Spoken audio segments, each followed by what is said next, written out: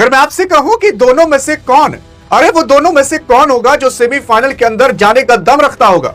दोनों में से कौन होगा जो कि आपको इस T20 वर्ल्ड कप 2026 के सेमीफाइनल के अंदर दिखाई देगा? हां, क्योंकि यह कंफर्म हो चुका है कि ये दोनों टीमें भले ही अलग अलग ग्रुप के अंदर हो, लेकिन दो में से कोई एक ऐसा ही होगा जो कि सेमीफाइनल के अंदर दिखाई देगा, भारत या पाकिस्तान। यार देखो, असल में इसका कनेक्शन जुड़ा हुआ है न्यूजीलैंड और श्रीलंका के मुकाबले से, क्योंकि 25 तारीख की जब शाम को न्यूजीलैंड और श्रीलंका का मुकाबला हुआ था, जहां पर आपकी न्यूजीलैंड की टीम ने श्रीलंका को श्रीलंका के अंदर घुसकर 61 रनों से मात दी थी ना। अरे तो उसके बाद कुछ की सांसें तो अटक गई, तो कुछ की सांसें फूलने लगी थी। आइए देखते हैं आखिरकार अब भारत आपको दिखाई देगा कि पाकिस्तान दिखाई देगा, कौन दिखाई देगा आपको सेमीफाइनल के अंदर। यार देखो, असल में यह सोचा गया था कि क्या पता भारत पाकिस्तान दो के दोनों दिखाई देंगे और वापस एक बार भारत पाकिस्तान का मुकाबला होगा, लेकिन अब ऐसा नहीं होगा। या तो भारत होगा या तो पाकिस्तान होगा। दोनों अलग अलग ग्रुप में होने के बावजूद भी लगभग कंडीशन यही है कि कोई एक ही सेलेक्ट होगा। देखो, क्योंकि जब श्रीलंका बनाम न्यूजीलैंड का मुकाबला हुआ था 25 तारीख को, जहां पर आपकी न्यूजीलैंड की टीम ने टॉस भले हारा, लेकिन टॉस हारने के बाद जो श्रीलंका को बुरी तरीके से धोया था, कोई धोना इनसे सीखे। उसी के ही घर में घुसकर उसी को कैसे धोया जाता है वो आपकी न्यूजीलैंड की टीम ने बता दिया। न्यूजीलैंड की टीम यहां पर पहले टॉस हारे रहती है। टॉस हारने के बाद पहले उसको बल्लेबाजी करने का फैसला मिलता है, तो ये बल्लेबाजी करके 168 रन आपकी न्यूजीलैंड की टीम बना देती है 7 विकेट के नुकसान पर। जहां पर जो मिचेल सेंटर कप्तान थे, उन्होंने 45 से 47 रन की पारी खेली थी, जो कि इन्हीं की सबसे बड़ी पारी थी। इन्होंने 4 छक्के ठोके थे, 2 चौके ठोके थे। लेकिन फिर उसके बाद श्रीलंका की जब बैटिंग आती है, तो श्रीलंका की बैटिंग में पहले ही बॉल से विकेट गिरना चालू हो जाते हैं और इसी वजह से केवल 8 विकेट ही गिरते हैं और 107 पर 20 ओवर खत्म हो जाते हैं। आपकी श्रीलंका 20 ओवर खेल लेती है, लेकिन 107 बनाती है। सोच कर देख लीजिए, श्रीलंका को श्रीलंका के मैदान में वो भी बॉल से हरा देना, बॉल कम पड़ जाए, ये भाई साहब बहुत कम होता है, जो आपकी न्यूजीलैंड ने करके दिखा दिया। यहां पर आपकी जो श्रीलंका की टीम थी वो बहुत बुरी तरीके से हारी। ये सारी चीजें मैं आपको इसलिए बता रहा हूं क्योंकि इसी से ही पॉइंट्स टेबल बनेगा। क्योंकि यहां पर जो न्यूजीलैंड की टीम ने 61 रनों से हराया है ना, इससे रन रेट में काफी बड़ा ऊपर नीचे आया। काफी लोग ये कह रहे हैं कि यार पाकिस्तान के प्लेयर देख रहे हो नंबर 2 पर हैं, तो क्या पता पाकिस्तान के प्लेयर ही इस बार सेमीफाइनल के अंदर दिखाई दें। अरे यार, अगर आप कंपैरिजन करना चाहते हो तो मैं आपको कंपेयर करके दिखाई देता हूं कि भारत बेटर है कि पाकिस्तान बेटर है। देखो, उससे पहले सुपर 8 के अंदर टोटल ये 8 टीमें हैं। South Africa, Sri Lanka, West Indies, Pakistan, New Zealand और इधर जिम्बाब्वे, इंग्लैंड और प्यारा सा भारत यहां बैठे हैं। यहां पर ऐसी कुछ टीमें हैं जो कि पूरी तरीके से एलिमिनेट हो चुकी हैं या होने वाली हैं, जैसे कि आपकी जिम्बाब्वे पूरी तरीके से एलिमिनेट जल्द होने वाली है। यहां पर श्रीलंका पहली ऐसी टीम बनी है जो कि टेक्निकली रूप से भी और अन्य रूप से भी ये एलिमिनेट हो चुकी है। मतलब यहां पर सबसे पहले एलिमिनेट होने वाली वही टीम है जिसकी सरजमीं पर T20 वर्ल्ड कप खेला जा रहा है, श्रीलंका। और अभी सेमीफाइनल के अंदर केवल इंग्लैंड जा पाई है और कुछ के और चांसेस दिख रहे हैं कौन जा सकता है कौन नहीं। लेकिन अब सवाल ये उठता है कि आखिरकार कौन बेटर है। हम यहां पर केवल भारत और पाकिस्तान की बात करेंगे। दोनों में से देखो कोई एक ना एक है जो सेमीफाइनल के अंदर जा सकता है, तो वो कौन होगा जो कि आपको सेमीफाइनल के अंदर अन्य टीमों से लड़ता हुआ दिखाई देगा। तो काफी लोग कहते हैं कि भैया पाकिस्तान का जो है सैम अयूबा है, ये ऑलराउंडर में दूसरे नंबर पर आता है, भारत का दिखता ही नहीं दूसरे नंबर तक।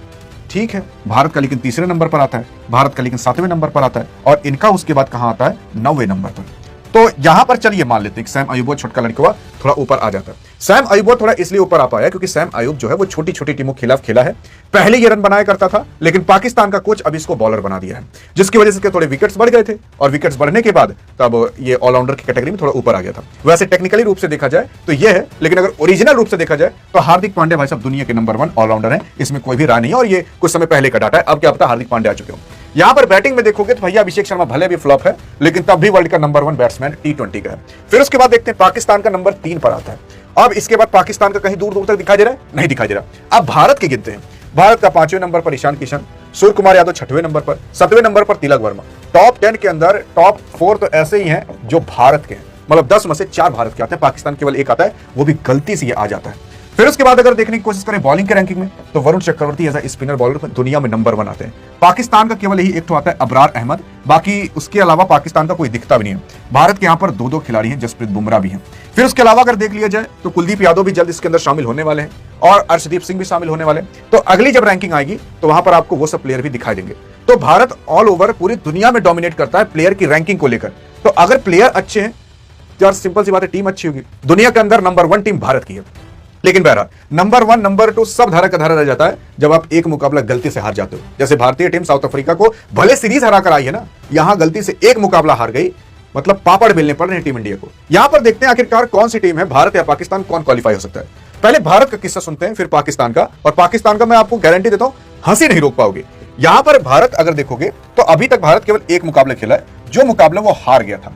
किसके खिलाफ खेला था? साउथ अफ्रीका के खिलाफ खेला था, जो कि हारा था लगभग 67 रन से। जब वो 66 मतलब 66 रन से हारा था, तब टीम इंडिया को नेट रन रेट में काफी बड़ी गिरावट देखने को मिली थी। अरे इतना निफ्टी 50 में नहीं हुआ करता है जहां जितना यहां पर हुआ, लगभग -3.8 का इसको गिरावट देखने को मिला था नेट रन रेट में। उतना ही आपके साउथ अफ्रीका का बढ़ गया था। टीम इंडिया को 0 पॉइंट मिले थे और साउथ अफ्रीका को 2 पॉइंट। अब भारत के पास 2 मुकाबले और हैं, जिम्बाब्वे वाला और वेस्ट इंडीज वाला। अगर भारत 2 के दोनों जीत जाता है और किसी भी एक टीम को अगर वो 70 से 100 रनों के बीच, हाँ मतलब 70 से 100 रनों के बीच, चाहे 90 रन हो जाए चाहे 100 रन हो जाए, अगर इतने बड़े डिफरेंस से हरा देता है, तब टीम इंडिया को क्वालिफाई होने से कोई नहीं रोक सकता। यहां पर लेकिन एक और चांस है कि अगर आपकी वेस्ट इंडीज कल होने वाला जो मुकाबला है 26 तारीख को होने वाले मुकाबले के अंदर अगर साउथ अफ्रीका वेस्ट इंडीज को हरा देती है, तब भी आपकी टीम इंडिया क्वालिफाई कर सकती है। तो भारत के पास 2 चांस है, या तो जो उसके पास 2 मुकाबले हैं वो इतने बड़े रन गैप से जीत जाए कि वो रन रेट अपना बढ़ा ले। जैसे कि अगर 2 के दोनों मुकाबले 60-70 रनों से जीत जाती है, तब भी टीम इंडिया क्वालिफाई कर सकती है। और अगर वेस्ट इंडीज हार गई, तब भी टीम इंडिया क्वालिफाई कर सकती है, क्योंकि जिम्बाब्वे यहां पर क्वालिफाई कर ही नहीं सकती, क्योंकि इसका नेट रन रेट वैसे बहुत खराब हो चुका है और इसको भी इंडिया से भिड़ना है, साउथ अफ्रीका से भिड़ना है। यहां पर जीतना आपके जिम्बाब्वे के लिए बहुत मुश्किल है। हाँ, ये माना कि जिम्बाब्वे की टीम अच्छी है, लेकिन अब कहिए कि साउथ अफ्रीका और इंडिया से लगातार जीत जाए तो बहुत मुश्किल है। तो यहां पर आपकी टीम इंडिया जो है काफी आसानी से सेमीफाइनल के अंदर जाने का अभी रुतबा रखती है। 2 कंडीशन है, या तो ये 2 के दोनों मुकाबले काफी बड़े बड़े रन गैप से जीत जाए, या फिर आपकी वेस्ट इंडीज की टीम हार जाए। अगर वेस्ट इंडीज की टीम हारने लगती है, इसके पास भी 2 मुकाबला है, एक तो भारत के साथ है और एक तो साउथ अफ्रीका के साथ है। अगर 2 के दोनों मुकाबले हार जाती है, तो वेस्ट इंडीज तो वैसे ही बाहर हो जाएगी, क्योंकि 2 मुकाबले हार जाना, 3 आपको मुकाबले मिल रहे हैं, उसमें से 2 हार ही गए, तो खाक क्या सेमीफाइनल में जाओगे? तब टीम इंडिया आराम से चली जाएगी। या फिर टीम इंडिया ही 2 के दोनों मुकाबले काफी बड़े बड़े रन गैप से जीत जाए, तब भी टीम इंडिया जा सकती है। यानी कि अब टीम इंडिया के जो प्लेयर्स थे ना, उनको अपना असली वाला विकराल रूप धारण करना पड़ेगा। वो आईपीएल वाला अभिषेक शर्मा रहना चाहिए, वो ईशान किशन अभी जो करंट फॉर्म में है वो रहना चाहिए, एशिया कप के फाइनल वाला तिलक वर्मा रहना चाहिए, सूर्य कुमार यादव जिसको 360 के नाम से जब जाना चालू किया गया था वो रहना चाहिए, शिवम दुबे अभी वाला रहना चाहिए, हार्दिक पांड्या वो 17 गेंद के अंदर 50 रन वाला रहना चाहिए। अगर ऐसे प्लेयर अपना रूप धारण कर लिए, तब टीम इंडिया को यार वो 100 क्या वो 150 बड़े रन गैप से भी जीत सकती है। मतलब टीम इंडिया को अगर मान लेते हैं कि टीम इंडिया गलती से भी 250 बना देती है या 260 बना देती है, जो कि थोड़ा मुश्किल है लेकिन नामुमकिन नहीं, अगर इतना बना देती है और आपके जिम्बाब्वे को 100-150 पर धाराशायी कर देती है, तब टीम इंडिया का जो नेट रन रेट था या जो पॉइंट था, वो सब का मामला सुलझ जाएगा और टीम इंडिया आराम से तब क्वालिफाई कर ले जाएगी। बस शुक्र मनाइए कैसे भी करके ये हो जाए। अगर ये नहीं भी हो पाता, तब भी टीम इंडिया के पास 2 मुकाबले हैं। मान लेते हैं कि 100-150 रन के बड़े गैप से तो वैसे जितना बहुत मुश्किल है, लेकिन अगर टीम इंडिया 60-70 रन गैप से भी जीत जाती है, तब भी आराम से क्वालिफाई कर सकती है। या फिर वेस्ट इंडीज हार जाए, तब भी टीम इंडिया क्वालिफाई कर सकती है। तो टीम इंडिया के पास 2 चांसेस है क्वालिफाई करने के। अब पाकिस्तान के पास कितने? मतलब टीम इंडिया के चांसेस आप जान जाइए कि 50-50 है कि टीम इंडिया क्वालिफाई कर भी सकती है, नहीं भी कर सकती। मैच है, क्या पता टीम इंडिया ही हार जाए, तब नहीं कर पाएगी। अगर देखो मैच हारोगे तो कहां कर पाओगे। यहां पर इंग्लैंड की टीम क्वालिफाई कर चुकी है, ध्यान दीजिएगा। यहां पर इंग्लैंड की कर लिया, यानी कि एक टीम तो क्वालिफाई कर ली है। 4 में से केवल 2 ही टीम क्वालिफाई होंगी। 2 टीमें इस ग्रुप से जाएंगी आगे, 2 टीमें इस ग्रुप से आगे जाएंगी, तो टोटल 4 टीमें हो जाएंगी और सेमीफाइनल 4 टीमों के साथ खेला जाता है। फिर 2 टीमें आगे निकलते हैं जो फाइनल खेलती हैं। यहां पर इंग्लैंड क्वालिफाई कर ली है, यानी कि 3 में से कोई एक ही होगा जो क्वालिफाई करेगा।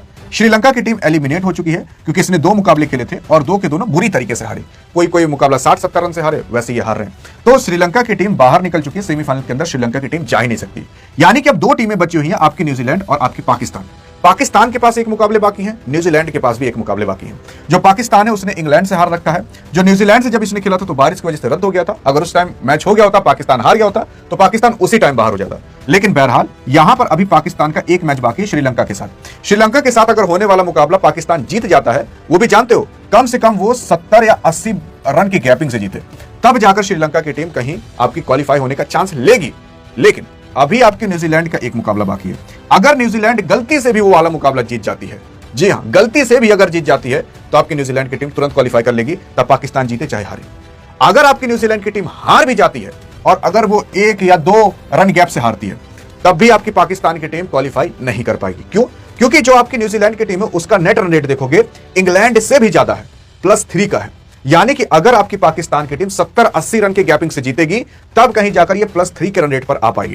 क्यों? क्योंकि ये जो आपकी न्यूजीलैंड की टीम है उसने श्रीलंका को 61 रन की गैपिंग से हराया है। अब पाकिस्तान अगर किसी को 61 रन के साथ साथ प्लस 5-10 रन और जोड़ दो, क्योंकि इसका माइनस में नेट रन रेट है, 5-10 रन 15 रन और जोड़ दीजिए, अगर उतने बड़े रन गैपिंग के साथ हराती है, तब वो न्यूजीलैंड की बराबरी कर पाएगी। और अगर न्यूजीलैंड तब भी जीत गई इसका जो आगे वाला मुकाबला है, तो वो तो वैसे ही क्वालिफाई कर लेगी। अगर मान लेते हैं वो वाला मुकाबला न्यूजीलैंड हार जाती है और बहुत बड़े रन गैप से नहीं हारती, तब भी न्यूजीलैंड क्वालिफाई कर लेगी। पाकिस्तान के यहां पर क्वालिफाई करने के चांसेस केवल 5 से 10% है, वरना वो भी नहीं है। मैं आपको बताऊं कब ये क्वालिफाई कर सकती है। अगर पाकिस्तान जो इसके साथ श्रीलंका के साथ होने वाला मुकाबला श्रीलंका को अगर 70-80 रन या 100 रन की गैपिंग से हरा दे, अब इतना हराना बहुत मुश्किल है पाकिस्तान के लिए। पाकिस्तान श्रीलंका को इतने बड़े रन गैप से हरा दे, कांखने कूकने के बाद भी, और गूदा ही नहीं है इतना आपके पाकिस्तान के अंदर कि वो श्रीलंका को इतने बड़े रन गैपिंग से हरा दे। क्योंकि श्रीलंका भी भाई साहब खतरनाक टीम है, उसको अपनी ही सरजमी पर खेलना है, वो भी पाकिस्तान के खिलाफ, तो आराम से वो श्रीलंका जीतेगी। और श्रीलंका अपनी इज्जत बचाने के लिए इस मुकाबले को कैसे भी करके जीतने की कोशिश करेगी। इस वजह से, क्योंकि अगर यार 3 के तीनों मुकाबला हार जाएगा तो यार इसकी सरजमी पर इसी के ही नाक कट जाएगी, इतनी बड़ी बेइज्जती होगी। इस वजह से श्रीलंका ये वाला मुकाबला कैसे भी करके जीतेगा, चाहे क्वालिफाई हो चाहे ना हो। तो पाकिस्तान को जीतना यहां पर बहुत मुश्किल है। पाकिस्तान अगर हार जाता है तो वैसे ही नहीं क्वालिफाई कर पाएगा। दूसरी चीज, यहां पर अगर पाकिस्तान मान लेते जीत भी गया 70-80 रन से, और मान लेते हैं फिर उसके बाद न्यूजीलैंड मुकाबला हार गया, इसका जो आगे आने वाला मुकाबला है, तब कहीं जाकर आपका पाकिस्तान क्वालिफाई कर पाएगा। मतलब पाकिस्तान 70-80 रन से या 100 रन से जीते, और जो न्यूजीलैंड है वो बहुत बुरी तरीके से हार जाए, इसका दूसरी टीम के साथ मुकाबला है, तब जाकर आपके न्यूजीलैंड का नेट रन रेट गिरेगा, और तब जाकर पाकिस्तान का नेट रन रेट बढ़ेगा, तब कहीं जाकर पाकिस्तान क्वालिफाई कर सकते हैं। यही एक चांस है, और ये चांस बहुत कम दिख रहा है। मतलब न्यूजीलैंड बहुत बुरी तरीके से हारे और पाकिस्तान 70-80 रन की गैपिंग से जीते। जितना ये रन बनाते हैं उतने रन की गैपिंग से कैसे जीत पाएंगे, आप खुद सोच कर देखिए। मेन चीज तो ये है, और इसी वजह से कहा जा रहा है पाकिस्तान के क्वालिफाई होने के चांसेस 5 से 10% है। मैं तो ज्यादा बता रहा हूं, 5 से 10%, लेकिन इंडिया की जीत के चांस के परसेंट या सेमीफाइनल में जाने के परसेंट ज्यादा है। इस वजह से क्योंकि इंडिया के पास अभी 2 मुकाबले हैं, पाकिस्तान के पास 2 मुकाबले नहीं है। एक मुकाबला तो हार गया, एक मुकाबला रद्द हो गया था, इस वजह से इसको नेट रन रेट नहीं मिला ना, तो इसका नेट रन रेट बहुत ज्यादा घटा है। बहुत ज्यादा नहीं घटा, लेकिन थोड़ा बहुत घटा है। भारतीय टीम के पास अभी 2 मुकाबले, अगर दोनों अच्छी तरीके से जीत जाती है और न्यूजीलैंड अपना एक मुकाबला भी हार जाती है, वेस्ट इंडीज अगर एक मुकाबला भी हार जाती है, तब वेस्ट इंडीज नहीं क्वालिफाई कर पाएगी, टीम इंडिया आसानी से कर लेगी। तो टीम इंडिया के जीत के परसेंट और सेमीफाइनल में जाने के परसेंट 50 से 60% है, और पाकिस्तान के केवल 5 से 10%। लेकिन हाँ यार, एक भारतवासी होने के नाते ना, ये वीडियो देखिए पाकिस्तान के लोग भी देखेंगे, और पाकिस्तान के लोग जरूर कमेंट करेंगे, लेकिन भारतवासी होने के नाते इतना कमेंट कर देना कि पाकिस्तान का झंडा दिखना नहीं चाहिए भारत के अलावा। देखते हैं कर पाते हो कि नहीं भारतवासी होने के नाते। अधिक जानकारी चाहिए तो इस वीडियो में मिलते हैं, तब तक लिए जय हिंद जय भारत।